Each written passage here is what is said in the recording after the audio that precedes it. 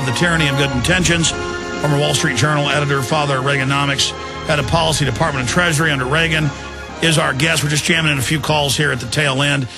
Damon in South Carolina, quick question or comment for Dr. Roberts. Yes, sir. I have one comment and one question. I'll give the comment quick. I think one of the reasons why Iran is not really fighting back yet is at least some people, I'm sure, in the government have bought into the whole martyrdom situation, and that if they are sacrificed, at least the rest of Islam and the world will rise up and avenge them, so to speak. That's one thought that I have. The question I have is this. My wife is from the former Soviet Union, the Republic of Belarus, and she tells me the story. I'm 37, she's 36. She tells me a story that when she was younger and perestroika happened, and basically her parents' life savings went from having enough money to, buy a lot to not enough money to even buy a bicycle almost overnight. I mean, it was a very short period of time. And my question to Dr. Roberts is, I thought about buying gold, but, if you have what, Roosevelt did or what our government did in the, almost a century ago where, you have a crisis and they come in and they start calling in all the gold. You have to ignore that at that point. Nothing's bulletproof. Nothing. I mean, you get in your car every day, you may die. It's the safest thing out there, history has shown, but nothing's safe. Dr. Roberts, comments on that? Yeah, that's right. In Roosevelt's days, the Americans were extremely gullible and even more naive than today. But there's always silver. If you start going to a grocery store with gold, you'll have, if bad times arrive, you'll have trouble getting change.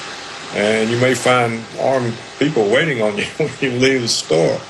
So I think everybody should have some sort of precious metal capability to see them through a period in which the money could be inflated away.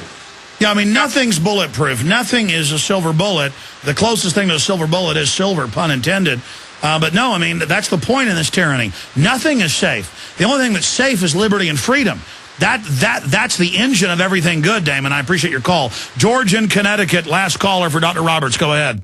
Dr. Roberts, a quick insight and also a quick question. I wanted to tell you about the Chinese situation. They're basically waiting for us to make our move so they can basically pick up the pieces from us destroying ourselves. I've spent several years in the Orient, and I know the mind of these people.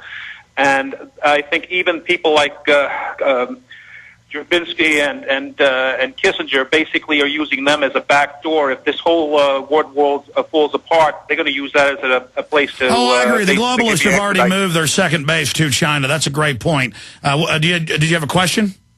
Yes, the question is, why doesn't Turkey maybe get in between the United States and say, look, you can't do this. The UN doesn't allow this. We didn't agree on this. Well, Turkey has now said if Israel doesn't apologize, they're breaking off ties. Good points. Let's get Dr. Roberts' take on that. Well, Turkey is a NATO member, and so they're kind of got a foot in both camps. I think the Chinese may be betting that we will overreach and destroy ourselves.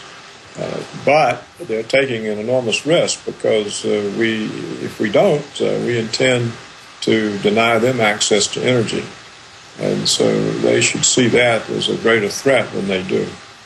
Well, that's right. They're encircling China, but then also allowing them to get oil, but to only buy it from the Western power bloc. And the stated policy is to encircle Russia and China and down the road have a war with them. And, I mean, how do these lunatic neocons that still run things sneak attack Russia, and now it comes out Cheney wanted to have nuclear war? I mean, these people are mentally ill at their foundation.